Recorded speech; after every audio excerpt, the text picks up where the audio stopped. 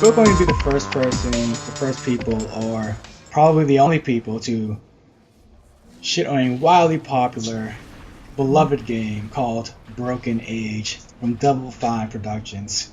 Broken Age Act 1.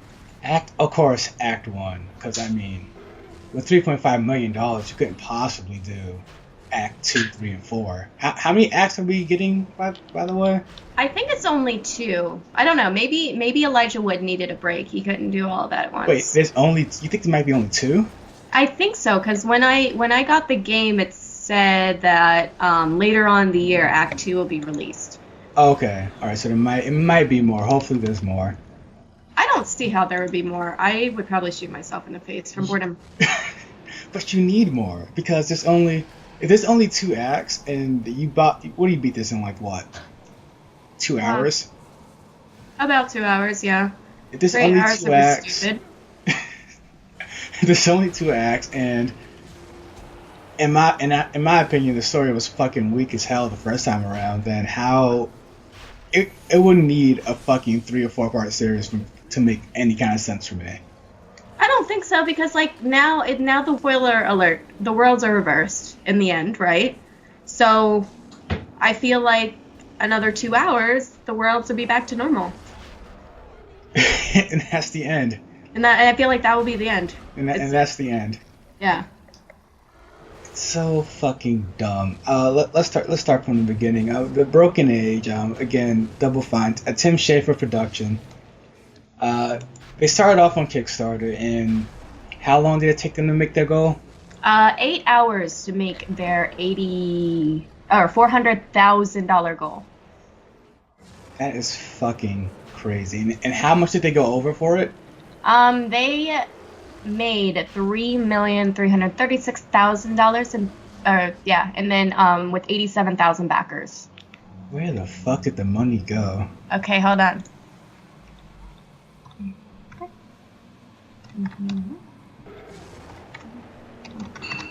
So an average of $38 per backer. An average of $38 per backer, but what's some of the high balls we got there? All right, so they had 4 slots to pledge $10,000 or more, and all 4 slots were taken.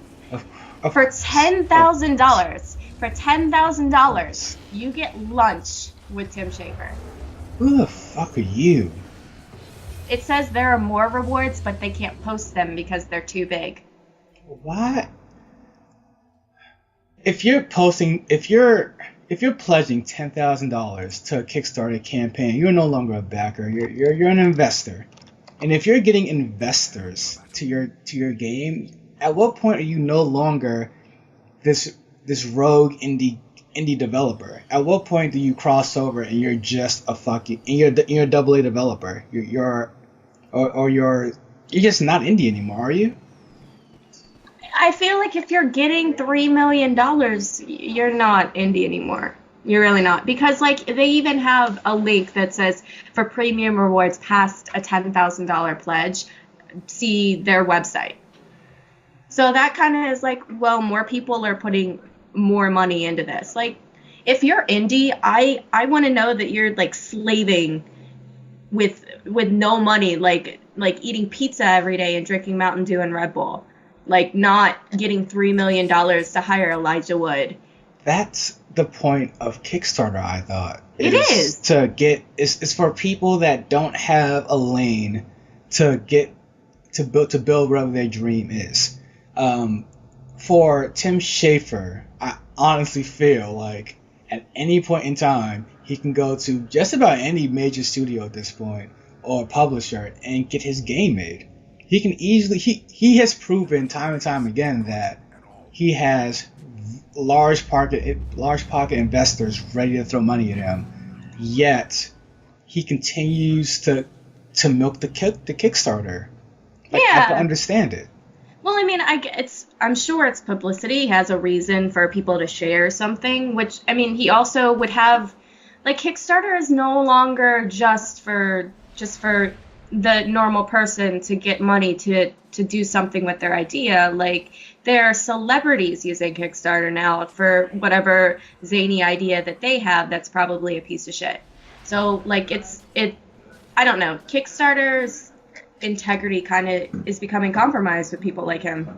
Yeah, and I don't think it's. I mean, I wouldn't think it'd be fair of Kickstarter to be like, you're too big, so we're not going to feature your Kickstarter, your dream here, because that I can see that being an issue. Mm-hmm. But at the same time, I think it's up to the people going on to Kickstarter to look at themselves in the mirror. Yeah, and I mean, still, like, Kickstarter has them on their front page. Like, they're super proud of this game right now. And I'm like, have any of you even played the game? Oh, at this point, I'm pretty sure that it's a scratch my back, I scratch yours type of deal. Oh, yeah, absolutely. I mean, Kickstarter got a cut of that $3.3 million. Oh, so. Yeah, definitely. So, and they want hits on their website, so when you Google Broken Age, I mean, Kickstarter is like one of the top links. Yeah. So I mean, you'll find out a lot about Kickstarter if you've never heard of it before by playing Broken Age or looking for Broken Age. Okay, seriously, like the 3 things on the Kickstarter homepage right now is Broken Age is the first one. The second one is an Oscar-nominated documentary, and the third one is 2013 in Kickstarter. So, like, Broken Age is apparently a big deal to them. Yeah. I mean, anything that gets that nets you a good $250,000 probably is going to be a big deal. So let's move on to the actual game itself, Broken Age. By now you probably know it's a point-and-click adventure game. When it was advertised by even Tim Schafer himself, they mentioned being influenced by games that he even worked on, like Grim Fandango and Monkey Island and shit like that. I played those games. Like Monkey Island is one of my favorite adventure games of all time. It's the reason I got in and am still into adventure games. However, Broken Age is not an adventure game in the sense that Monkey Island is. It is an adventure game, in my opinion, in the sense that The Walking Dead's an adventure game. This game holds your hand all the way through to the end. Well, can we? Maybe I just have a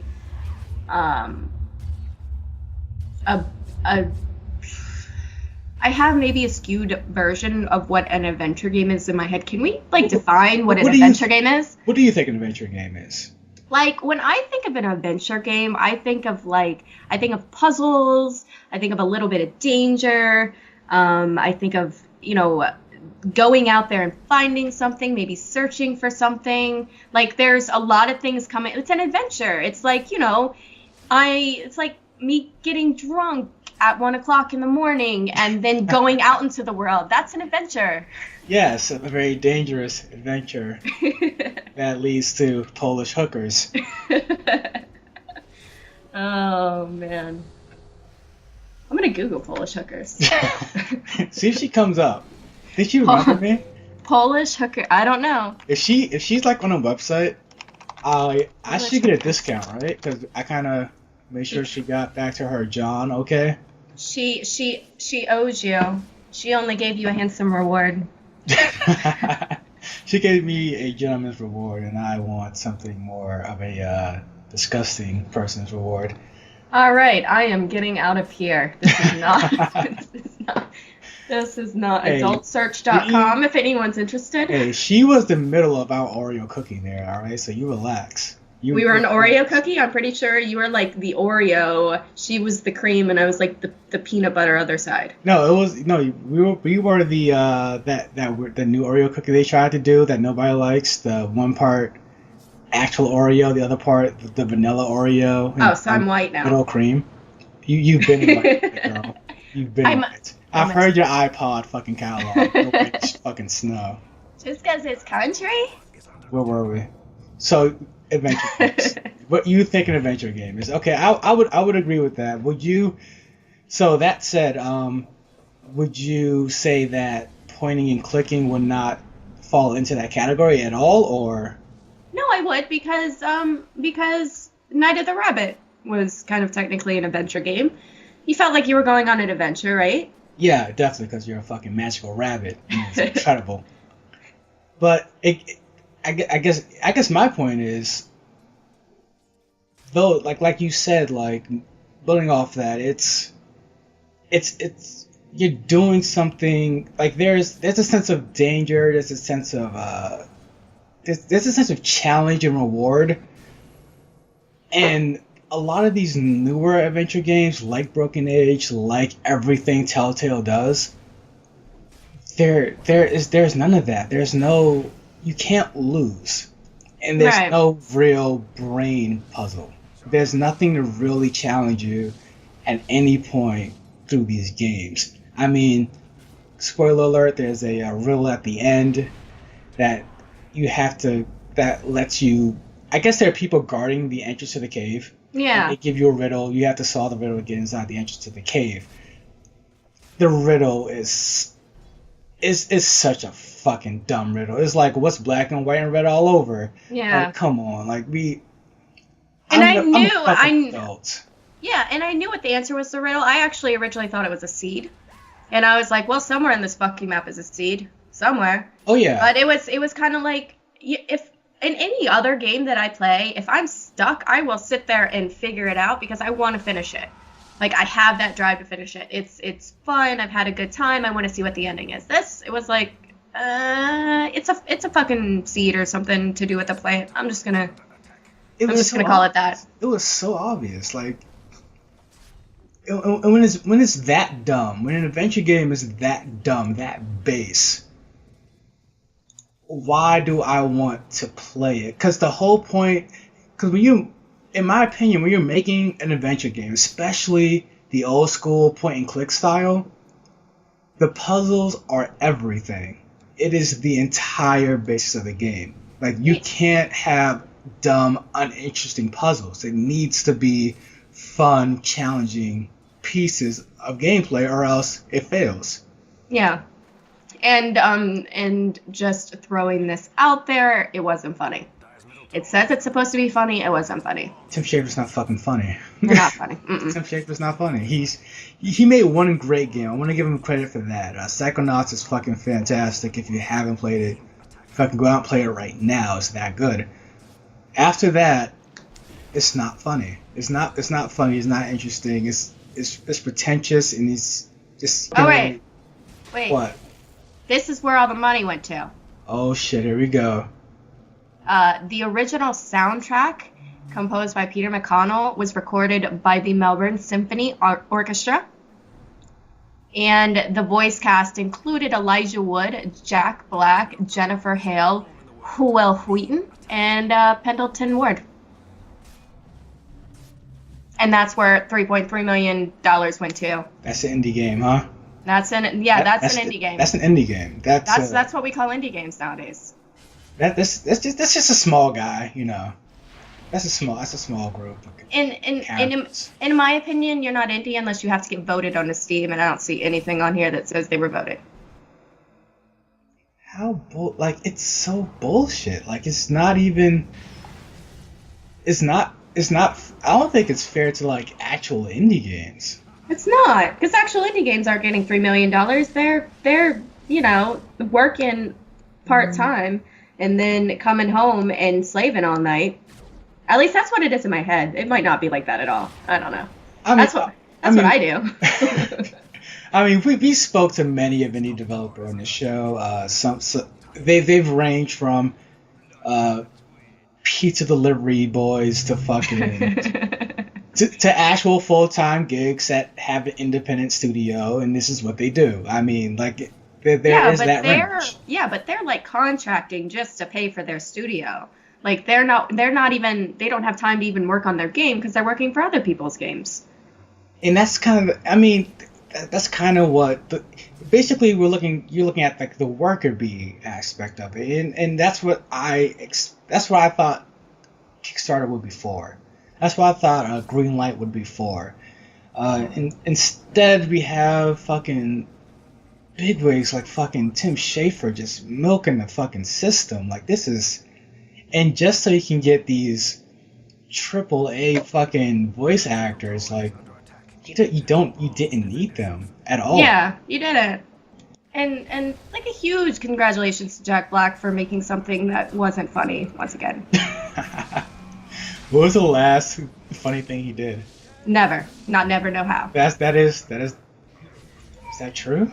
That's probably 100% that. Is that true? Shit. He had to do one funny thing to be famous. He had to. The funny thing is him becoming famous. What? A lot of Jack Black hate right now. I don't know what Jack Black did. Did Jack Black stiff you in a tip? Like, was that what happened? Did he come to your bar and not tip you? Maybe. I see you, Diddy. I see you. I'm fucking out with you, man. Done with you, Diddy.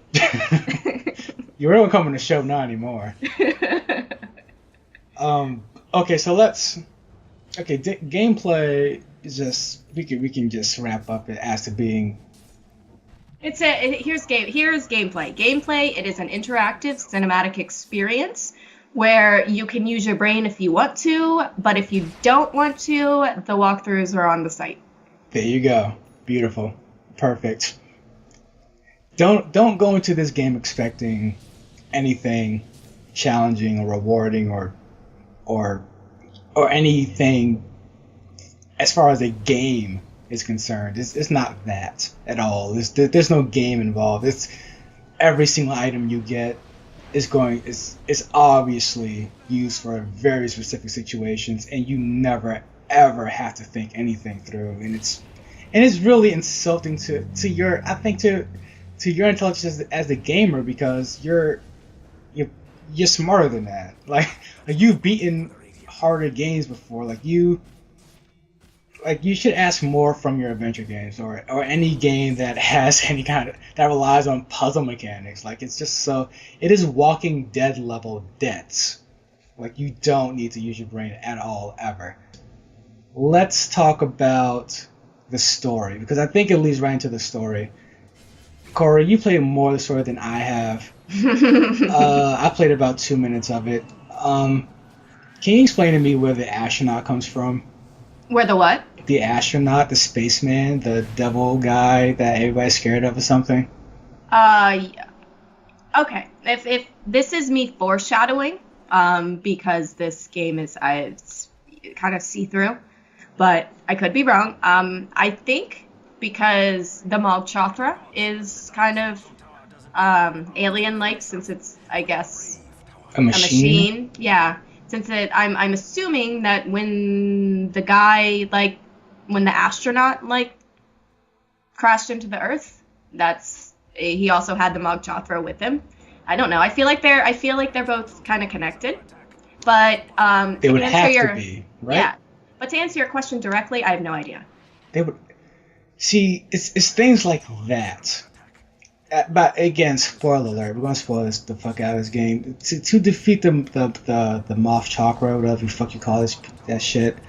You have to you stumble across the astronaut or whatever who put himself in some kind of stasis. Cryogenic stasis. Yeah. What the fuck ever.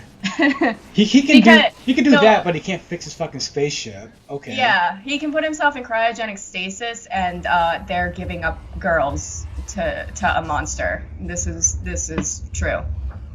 And he landed like 800 years ago or something. 800 years ago? Like, come on. It's so dumb. And you meet this guy, and then using a piece of a broken mirror, you create a death ray. Yeah. Because honestly, up to that point, was there a plan to kill him? No, that was definitely pulled out of somebody's ass. Probably Tim Schafer's. I mean, like, as a player in the game, as Veli, is that her name? Whatever. Vela. As Vela. Up until the point you go into that cave, what is the plan to defeat Mogchathra? There's not one. She figures out how to set up the arena and become part of the Maiden's Feast, but I think that maybe she was just gonna, just. There's no fucking plan. Not a single plan. Like, this thing is running around murdering people. Not really murdering people. Well, you don't know that. You don't know that. Well, you don't know he's not murdering people. Is my thing. It's a great honor. Fuck you. If a giant monster comes and puts a fucking tentacle around you, first of all, it's probably one of your people's pornos. Probably. Yeah, but if it's not a porno and you disappear, you're fucking dead to me. Like, you're not, like, you have to assume, like, these women aren't going missing. These women are dying. Like, these women are being eaten alive.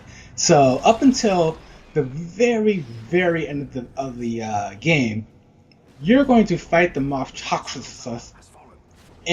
with no fucking plan. And then, somehow, by the graces of fucking God, you solve this elaborate fucking riddle.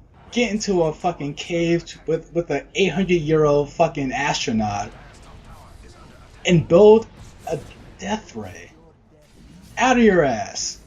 Yeah, that sounds about right. That's the game.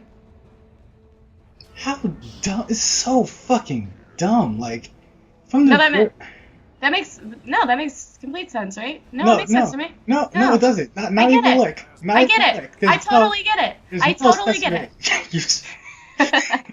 There's no fucking steps at all. From the very beginning.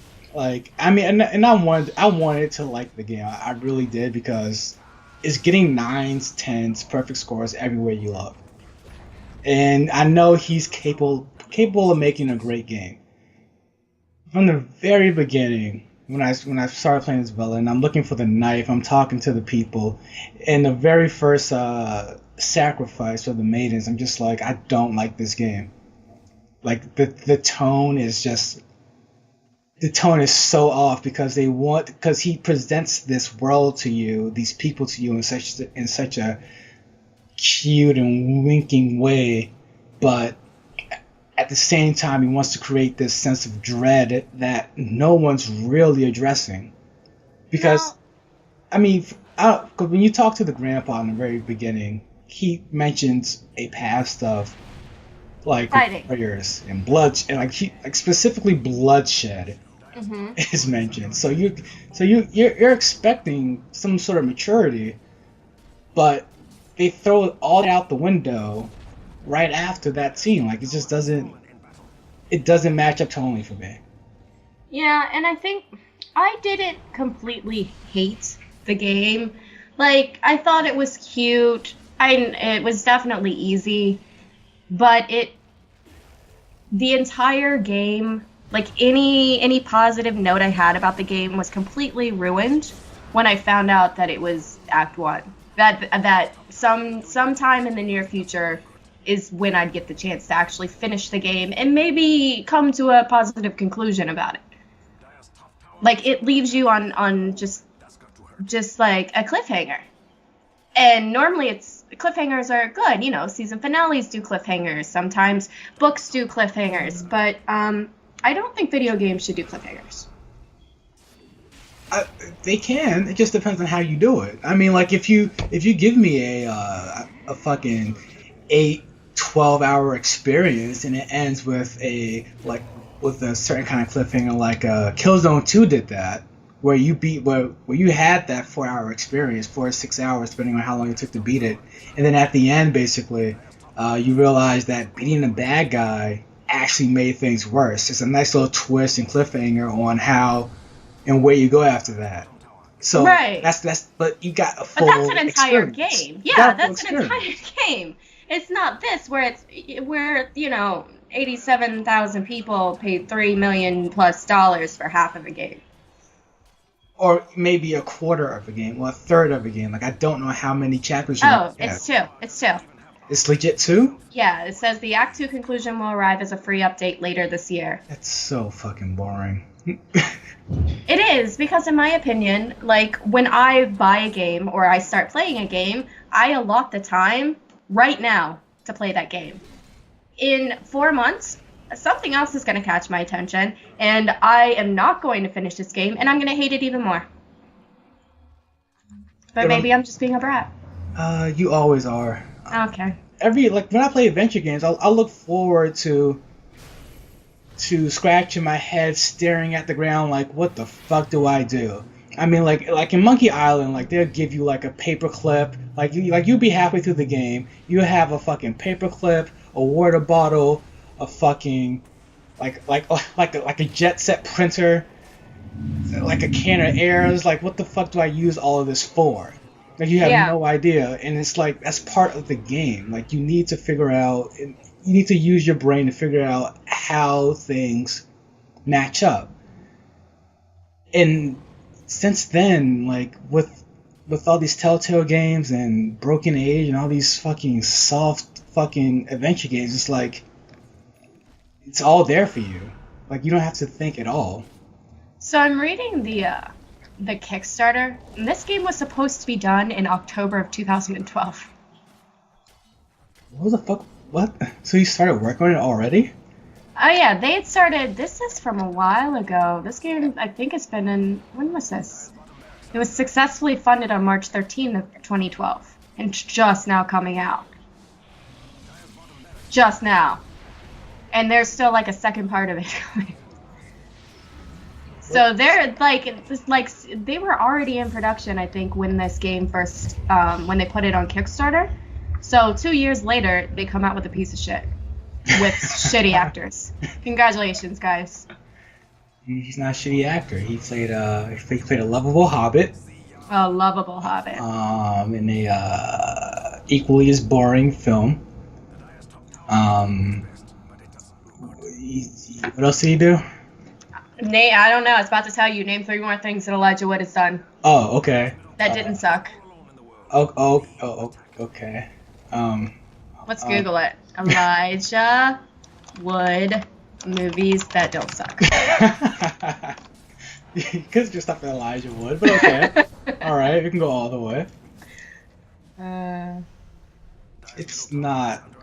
You're not gonna find. Wait, he made one good one. You made one good one, like one really good one. Oh yeah? Wait, was he? I'm about to ask what's Spider-Man. That's the other sharp guy. Toby something? Tobey Maguire? Does that sound about right? Oh, he was in it, yeah. He was in Eternal Sunshine. I love that movie. Yeah, but did you love him in it? I don't know what he did in it.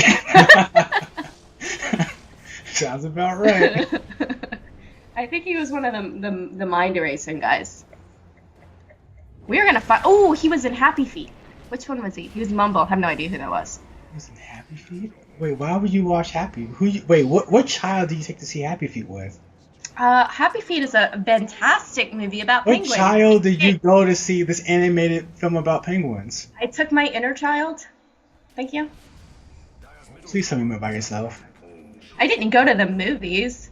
Probably stole that movie. I don't know. You stole Happy Feet? It was so funny. You were really excited to steal a Happy Feet. Don't touch me, 'cause I'm close to the edge. Puff Daddy remade that. You don't want to sing that anymore. Oh, God. I'm done with you, Diddy. You done with that song. Everything you touched. I won't even drink Ciroc anymore. Not that I did in the first place. No one does. No one does. For all of you connoisseurs, it's a vodka made of grapes. Go fuck yourself. Go fuck yourself. Speaking of go fucking yourself, your final thoughts on Broken Age. My final thoughts. I don't know. I think I told all my final thoughts during the other thoughts. Okay. Final thoughts and during other thoughts. I like that. Yeah, there's really nothing else. The game, if you have 2 hours to spare and you wanna like shoot yourself in the face after you're done doing something, play Broken Age. If I hate you, play Broken Age. I was going to say something, but I'll end on shitting on your face. I mean, it is the multicast. We often shit on faces on multicast. For the landlord, the large landlord in charge, Corey Bear, follow her, Corey Bear with a 3. The multicast, over and out. Good day, sirs.